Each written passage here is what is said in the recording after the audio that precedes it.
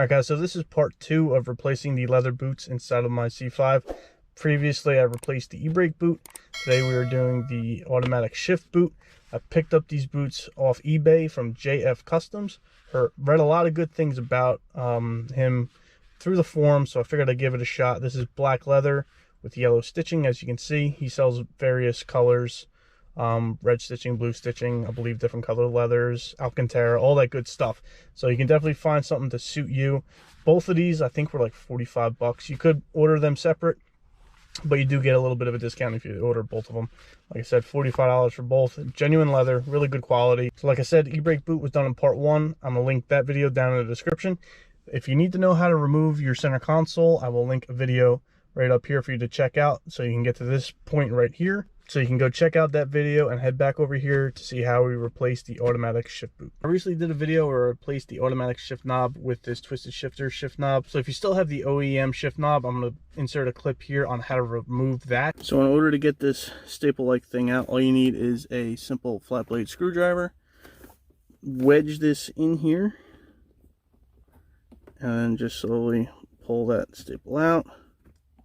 Once you get it far enough, the knob comes right off. So now with the knob out of the way, the next thing you need to do is get the shift boot off of this white plastic retainer here. There is a zip tie that's zipped on the underside of this that's holding the shift boot on there. So all you have to do again is just take a flat blade screwdriver and wedge in here in order to break that free. So I just broke the zip tie. I don't know if you heard it, but I felt it. And there's the zip tie now out of there. Okay, so now we should be in the same position here. The shift knob should be removed. The existing e-brake boot, if you look at the new one when you get it, it's just elastic on this bottom cutout here. So the existing one's the same way. You just have to begin removing that. There you go. And then once you get it started, they should just lift off. There are these like little things right in here that were punched into the leather that were holding it on. So you see the hole right here in the leather. So that was just right around there. And there's another one. There's another one right there that was just holding it in. I'm sure there's probably a few as you work your way around, but just work that around.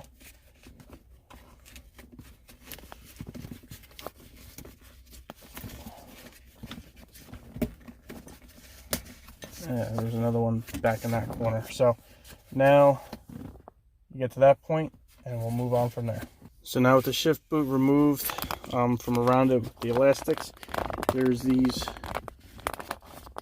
teeth that are on the back side here, and there's another one up front right there. So all you have to do is just pull this back and pop that up and out, and that should release the shift indicator from here.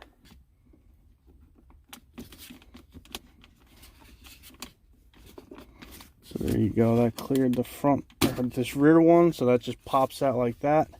And then doing so should just release the connector that's towards the front as well. So now with the little plastic piece that was originally sitting here on top of your shift indicator undone, now this entire automatic shift boot comes right out. And we're going to have to take this plastic piece here and put our new shift boot on here with some glue. Right now it's attached on here with a little bit of glue. That's kind of hard to pick up on camera here, but just take my word for it. Alright, so the shift boot just kind of peels right off of this plastic piece. There's no right or wrong way of doing this. Just make sure obviously that you don't break the plastic piece, but remove the shift boot however you see fit, and let's get into putting the new boot on. Okay, so now with the shift boot removed from this plastic piece, you can see the existing glue in there. I'll just clean this up a little bit, but just remember which way this was oriented, right?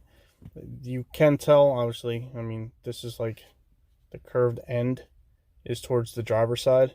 So this is the, I'm gonna call this the front of the vehicle, right? So this goes there, and this narrower peg here goes in the back, right in here. So you can definitely tell the difference between the size of that and the size of that. So just remember which way this is oriented.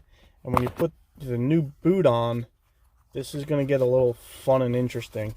The hole that's cut in here isn't anywhere near the size that we need. So I will have to cut this.